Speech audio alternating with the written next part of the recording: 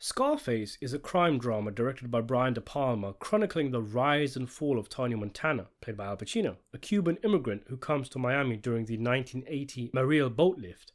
Starting with nothing, Tony claws his way up Miami's cocaine underworld through his ruthlessness, ambition, and his capacity for violence. As he gains power, wealth, and notoriety, his ego and paranoia grow. His drug use increases, straining his relationships and ultimately leading to his downfall.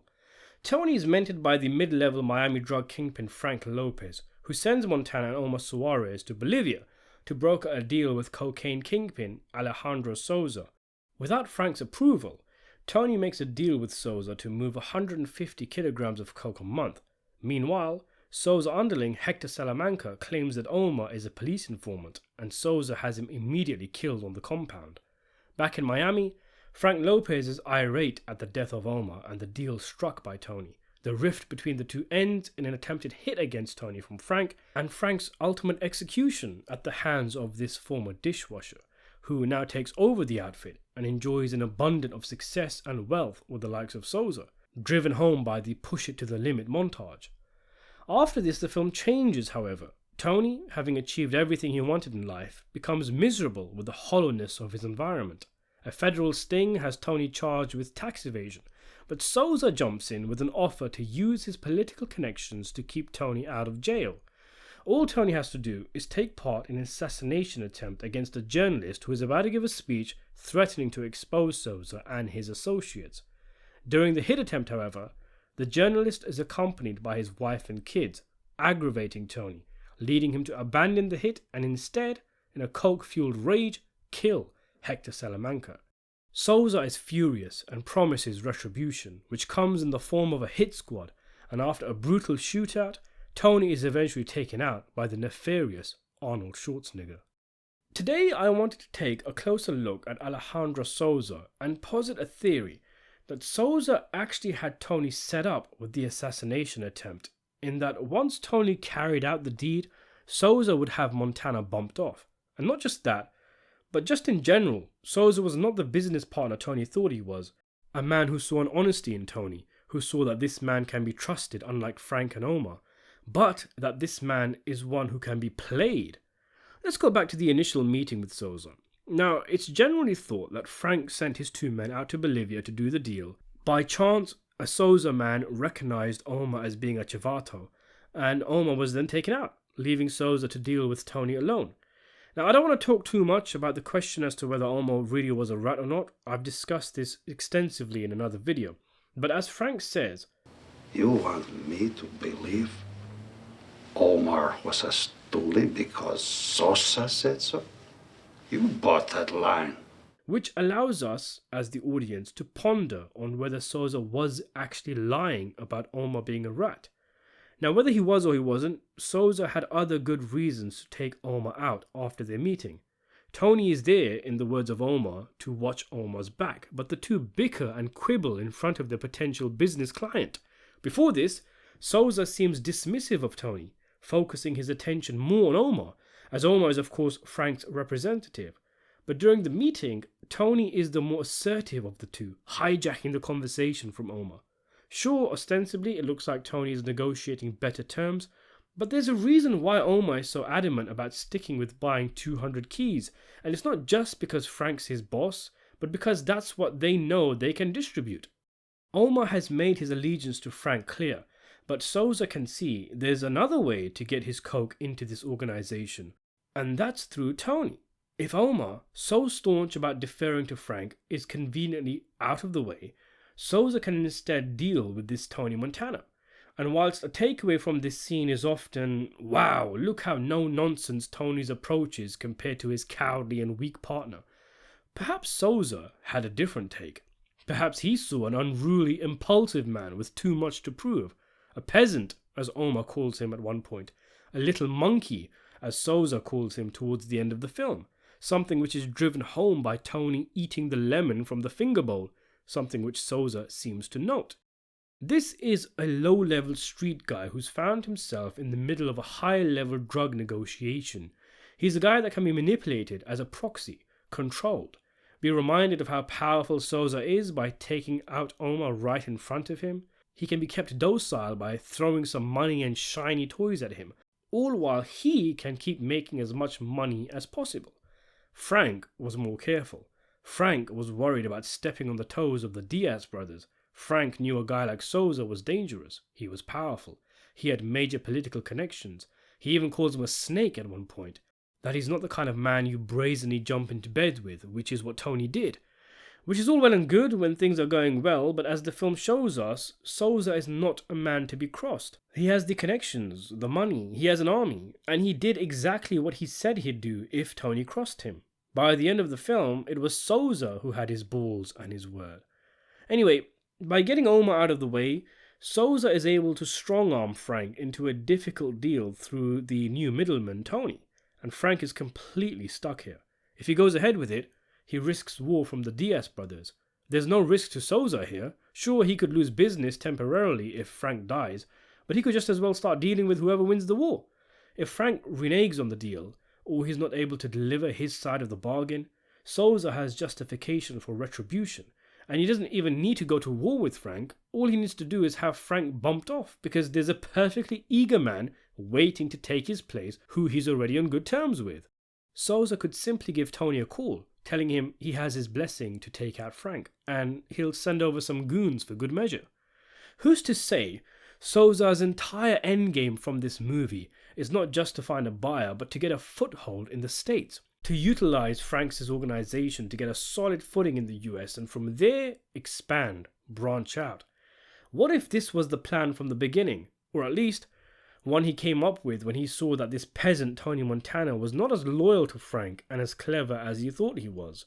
Certainly one could argue that if Sosa wanted to, after the events of the film, he could pick up the pieces of Tony's empire and run it as an extension of his own if he wished. It kind of reminds me of Marlowe and the Greeks in the Wire series. I've compared Tony to Marlowe before, but if Frank Lopez is like the quiet, careful and under-the-radar Proposition Joe, Tony here is like Marlowe, trying to usurp him and go to the wholesale drug supplier directly, the Greeks. And the Greeks are all too happy to do business with him. It's one of the show's biggest talking points. Why did the Greeks choose Marlowe over Joe? And I've always thought that one of the reasons was that they could squeeze better deals out of Marlowe, given he's a street guy and not a businessman like Joe. Marlowe even raises the price of the brick, which could be because he is charged a higher rate than Joe. And maybe something similar is happening here, with Sosa cunningly working out that it'd be far easier dealing with Tony Montana than Omar or Frank. Let's talk about the hit now. Sosa likes working in the shadows. He doesn't like publicity, and he's aggravated about this journalist. So why on earth would Sosa want the guy blown up in front of the United Nations? It would be a huge story, a scandal. It would get coverage everywhere. Why not have him quietly bumped off, poisoned or something? Of course, we can argue that maybe he wants to send a message to others, to showcase his power, whatever. But surely, for this case to eventually go away, someone would have to take the fall. Someone would have to take the heat. And it's not going to be Salamanca. That's Sosa's man. Perhaps Sosa orchestrated it so that once the deed is done, he then leaks it to the cops. Or Hector plants some evidence that dubs Tony in it. Or worse, Sosa straight up planned to kill Tony anyway after the attempted hit. Maybe once Hector does the job on the journalist, his next task was to take out Montana. Because we do have to ask, why was this guy even tasked with this job? Couldn't Sosa have said to Tony, I want you to take care of this for me? Maybe he put his own man there so he could take out Tony and Tony's high-level goons. And if that means Sosa loses a distributor in the States, who cares? He's got a load of buyers, and it's a small price to pay to have a journalist that could severely damage his business taken out. I mean, it's strange that Tony is even at the hit in the first place as a glorified taxi driver, given he runs a drug empire and could easily have his underlings there. Yes, I know there is more to the hit. There's lines that suggest they've been tracking this guy for a few days, and Tony does like to have a hands-on approach. But perhaps the inclusion of Tony was at the insistence of Sosa. I mean, Sosa has a lot of connections in the States, even at a governmental level. He's promised Tony to keep him out of prison, which obviously means he's got very high connections. So are you telling me that he couldn't find anyone else to babysit his man in New York? Tony isn't even from New York. For all we know, he's never been. It's not alluded to in the movie, But I read a report that Brian De Palma apparently said that Sosa wanted Tony specifically to be a part of it, and not just Tony's crew, because he became distrustful of Tony and was beginning to question his loyalty. I mean, it makes sense. Tony himself says to Manny that they've been sloppy, they've lost their ambition, and crucially, there was a strong case against Tony with guaranteed prison time. That could mean Tony might flip, in which case Sosa wanted to make sure of his commitment to the underworld by having him be a part of a high-profile assassination. And this adds fuel to the theory that Sosa was going to take out Tony anyway. How many times have we seen a character cornered by authorities in movies, promised a way out by his fellow gangsters, only for them to try and kill the guy to tie up potential loose ends? You see, your murderers come with smiles, as Henry Hill tells us. They come as your friends, and they always seem to come at a time that you're at your weakest and most in need of their help. And that was Tony in this moment. A guy who'd been reckless, careless, and was now staring down at least 3 years in prison. So he'd be out of the picture anyway for a while, meaning Sosa would have to find a replacement for him. Maybe Sosa didn't really have a means for Tony to get out from the rut he was under. He knew Tony was going down, so he thought to himself, well, I might as well make use of him before he goes down. Let's get something clear. Tony is not at all in a position of strength at Sosa's compound when he's asked to take part in the hit. This scene is him ostensibly being handed a lifeline by Sosa and him taking it, being forced essentially to do the hit. If he refused, making Sosa embarrassed in front of all these powerful Sosa allies, he might not have left the compound alive. Another clue that Sosa was going to whack Tony anyway is the sheer speed in which he gets his army to Tony's compound. Yes, this could be movie magic. It could be that Sosa had men in Florida anyway. It could be that Sosa sent the men as soon as the journalist made the speech and that Tony's fate was already sealed before the phone call. But that's still fuel to this theory, that Sosa's men were there, not just ready in case Tony failed, but already tasked with taking Tony out once the deed is done. A bit of a reach here, but maybe those guys in the cable truck that Tony noticed for 3 days were actually Sosa's men scoping the place out for the eventual shootout, not undercover law enforcement or genuine cable guys. Sosa calling Tony a little monkey is his true opinion of Tony exposed, a runt to do his dirty work. Sosa was the most powerful gangster in the film, a Machiavellian schemer who is by far the most dangerous character in the movie, but this often gets overshadowed by the bravado of Tony Montana. Interestingly, if Tony was the fall guy, there is some mirroring in the film with earlier events.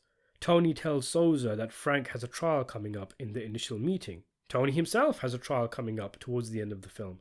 The Colombian deal may have been a setup where Tony was to be killed. The journalist hit may have also been a setup which ends up with Tony getting killed. It's Sosa's enforcer who throws Omar off the chopper. It's the same guy who takes out Tony.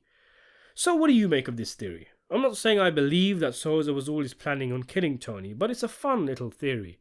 I do think, though, that Sosa saw an opportunity in Montana, that he could get better business out of him, and it would be a lot easier for Omar to be out of the picture for that to be the case. Let me know what you think of this down in the comments section below. Subscribe to the channel, and thanks for watching.